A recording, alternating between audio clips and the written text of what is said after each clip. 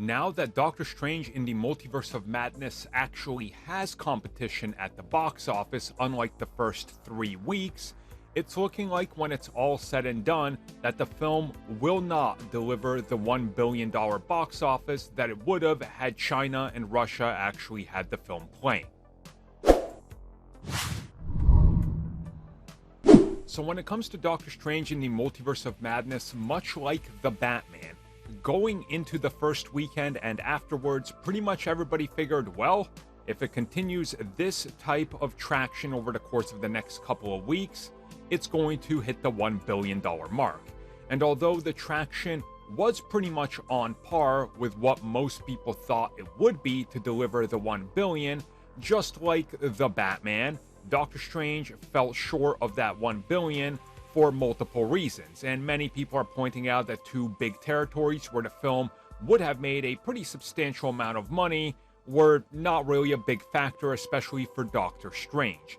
Now, at the same time, Disney never actually expected the film to hit $1 billion, because if we look at their reportings weekend over weekend going into the opening weekend, they were only saying about 200 million worldwide, not 100 extra million on top of that. So they were eternally, by the look of it, aiming for 700 to 750 million max.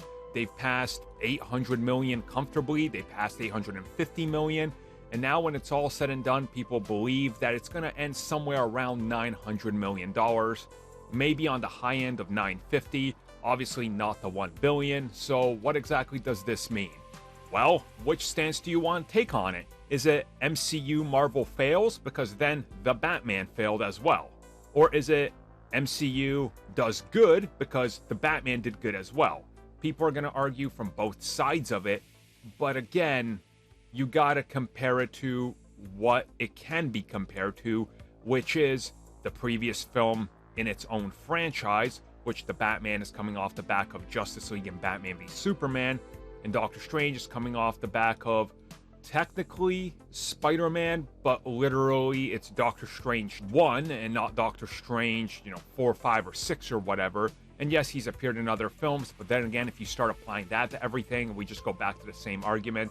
I think the takeaway here is both the Batman and Doctor Strange overperformed to what the studio expected and not what some analysts thought, and that's the real victory here.